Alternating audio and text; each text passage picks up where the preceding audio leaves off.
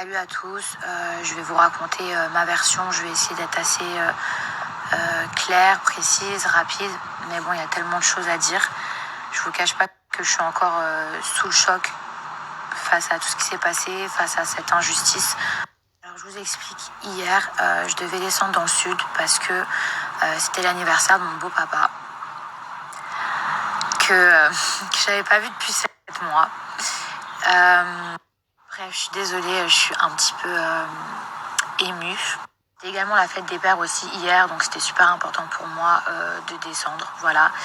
Et dans la foulée, quelques jours après, vous savez qu'il y a le tournage du Cross qui commence, donc j'ai pris mes affaires, voilà, pour ce tournage. Alors j'ai pas pris 10 valises, mais 3. J'arrive à la gare avec mes 3 valises. Donc j'avais 3 valises qui ont une taille normale et une petite qu'on met, vous savez, les bagages à main dans les avions qu'on peut prendre avec nous qui sont petites. Donc j'arrive à la gare, il me reste à peu près 10 minutes avant de prendre mon train. Je suis accompagnée d'un ami à moi. Et à ce moment-là, je demande à un agent de la SNCF si mon ami peut m'accompagner jusqu'à ma voiture pour m'aider à porter mes valises. Et l'agent de la SNCF me dit que c'est pas possible. Moi, il n'y a pas de problème, les règles, c'est les règles. S'il peut pas, c'est pas grave, je vais me débrouiller. À ce moment-là, il y a un autre agent de la SNCF qui me voit et qui me dit catégoriquement « Madame, vous avez trop de valises, vous pouvez pas prendre le train. » Donc là, dans ma tête, je me dis « Comment ça ?»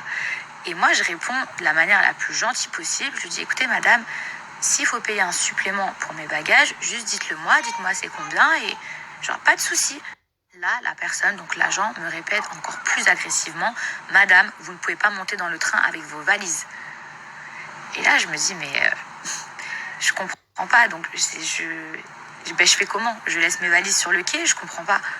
En vrai, la seule chose que je veux, c'est trouver une solution. Sauf que je vois qu'elle m'en donne aucune, mis à part « Madame, laissez vos valises sur le quai. » En fait, je vois que je suis face à une personne qui vraiment ne veut rien entendre.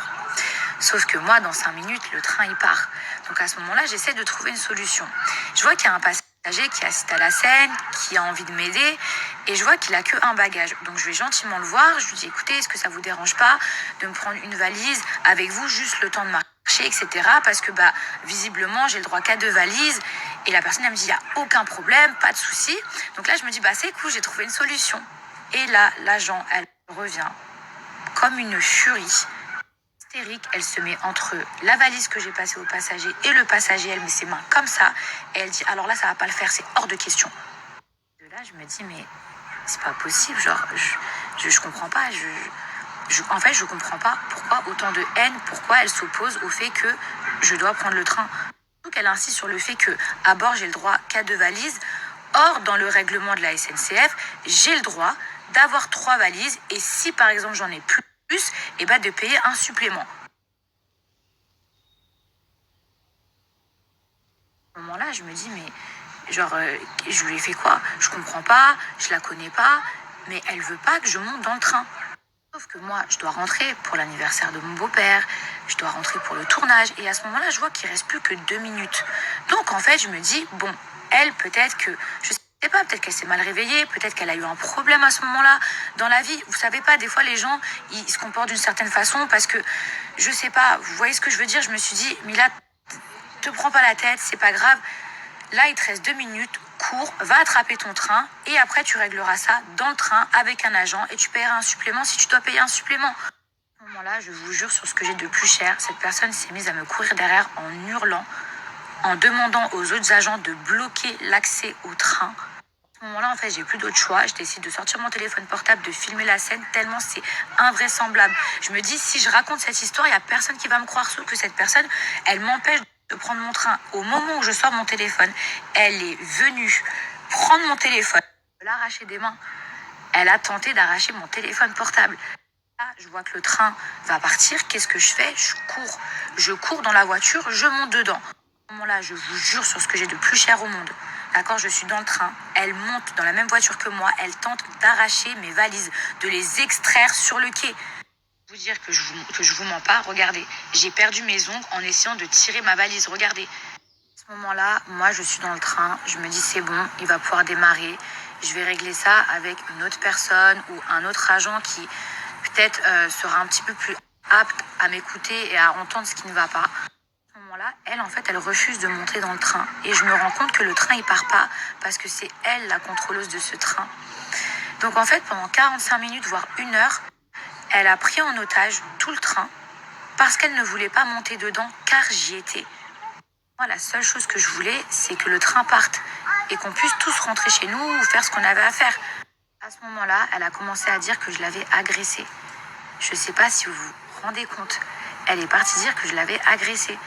Des gens de la sécurité qui sont venus, SUGE ou quelque chose comme ça, qui ont été super gentils avec moi, hyper compréhensifs, qui m'ont expliqué que, en fait, là, c'était plus le problème des valises. C'est-à-dire que maintenant, elle m'accusait de l'avoir agressée. Je ne sais pas si vous vous rendez compte. Moi, à ce moment-là, je pensais qu'à une chose, aller retrouver ma famille, aller retrouver mon beau-papa. Vous savez ce qui m'a fait archi mal au cœur? C'est quand j'ai entendu des gens crier « Sortez là ». Déjà, ces gens, je sais que je peux pas leur en vouloir parce que déjà, ils savaient pas que c'était moi à l'intérieur, ils savaient pas la situation. Mais moi, j'ai été dans le train, je voulais que le train parte. C'est elle qui a fait en sorte qu'il ne parte pas parce qu'elle ne voulait pas monter dedans. Et est-ce que vous imaginez la peine que ça a pu me faire quand j'ai entendu « Sortez là » parce qu'en fait, eux, ils pensaient que c'était à cause de moi que le train ne partait pas. Il y a des gens de mon wagon, super gentils, qui ont essayé d'aller voir cette femme en lui disant « Écoutez, c'est qu'un problème de valise, c'est rien. Au pire des cas, elle paye un supplément, c'est ridicule, etc. » Elle hurlait « La SNCF, c'est moi. » Ça veut dire quoi, la SNCF, c'est moi? C'est à ce moment très précis que l'histoire, elle a pris un tout autre tournant. Il y a la police qui a débarqué.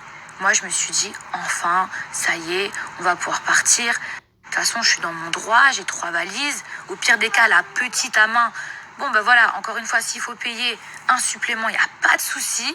À ce moment-là, je vous jure sur ce que j'ai le plus cher au monde, j'ai la police qui me demande de descendre. Sinon, ils m'emmènent de force.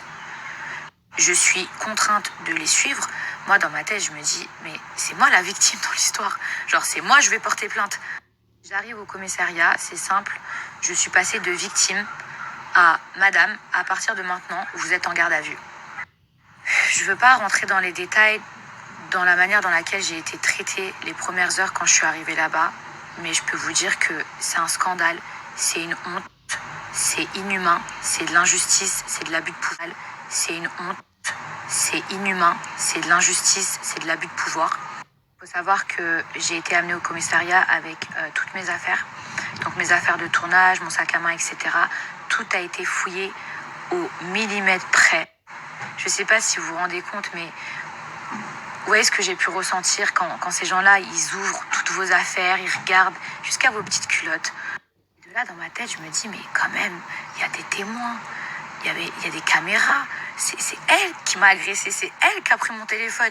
Et ça, je pensais que ça existait que dans les films, que dans les séries, que genre... qu'on met la mauvaise personne en prison ou en garde à vue et l'autre, elle vit sa best life. Je me suis dit, mais c'est pas possible. Genre, là, c'est un cauchemar ce qui m'arrive. Dans tout ça, quand je suis arrivée au commissariat, si vous saviez la manière dont ils m'ont parlé, la manière dont ils m'ont traité, en fait, j'avais l'impression qu'ils avaient une haine envers moi. Vous voyez ce que je veux dire? Une haine, et que c'était comme une satisfaction, de la vengeance. Je saurais même pas vous dire, vous voyez, comme de la hagra en fait. J'ai eu la chance, je vous jure, et je tiens quand même à le préciser pour pas qu'on pense qu'ils sont tous pareils. Il y a une personne qui m'a aidée dans ce commissariat qui s'appelle Anthony, que je salue, parce que je suis sûre que sans lui, de toute façon à cette heure-ci, j'aurais été encore en garde à vue pendant super longtemps. La personne qui s'est chargée de l'enquête, et cette personne-là, elle a été au top. Quand je vous dis au top, c'est qu'elle m'a traité comme un être humain. Elle a été neutre. Elle a attendu d'écouter ma version. Mon avocat, Ari Halimi, pareil, si lui n'avait pas été là, je suis sûre que je serais restée en garde à vue jusqu'à 10h du matin et qu'ensuite j'aurais eu un jugement. Gali, mon agent, heureusement qu'elle était là. Mais maintenant, je vais vous dire un truc. Regardez ce que moi j'ai vécu. Regardez l'injustice. Regardez, je passe de victime à je me retrouve en garde à vue. Mais moi, j'ai eu la chance d'avoir un avocat. J'ai eu la chance de tomber sur un enquêteur comme Anthony. Mais imaginez les gens qui n'ont pas cette même chance. Réellement, mais genre réellement, je me suis rendu compte qu'il y a des gens qui peuvent aller en prison pour rien, comme ça. Je tiens à vous dire qu'aujourd'hui, l'affaire, elle est classée et qu'elle a été classée sans suite. J'ai vu beaucoup de choses écrites sur les réseaux sociaux. C'est vrai que au départ, les gens, ils savaient pas trop ce qui se passait. Et il y a des gens qui pensaient que genre j'avais voulu faire la Maria Carré en mode oui, il me faut un porteur, un bagagiste. J'ai dit jamais, jamais, jamais, jamais. Les gens qui me connaissent, vous savez en plus que je suis pas comme ça. Un jour, j'étais assise dans ma cellule et je me disais c'est pas possible. C'est pas possible ce qui est en train de m'arriver. Je repensais à l'histoire, je me disais pour des bagages en plus auxquels j'avais le droit. Je me suis dit mais genre c'est réel, il y a des gens vraiment, vraiment il y a des gens ils peuvent abuser de leur pouvoir comme ça et vous pouvez rien faire. Poser 1 milliard de questions. 1 milliard de questions. Je me suis dit, est-ce qu'on me fait ça parce que je suis une candidate de télé ou est-ce qu'on me fait ça parce que c'est juste de l'abus de pouvoir? Donc voilà mes petits chats, maintenant vous avez ma version de l'histoire. Faites attention à vous, je vous jure, c'est le meilleur conseil que je peux vous donner. Je vais vous laisser aussi le contact de mon avocat parce que ça pourra toujours vous servir. Les vidéos de la gare, elles ont été visionnées, analysées. On voit clairement que je n'ai jamais agressé cette femme, bien au contraire.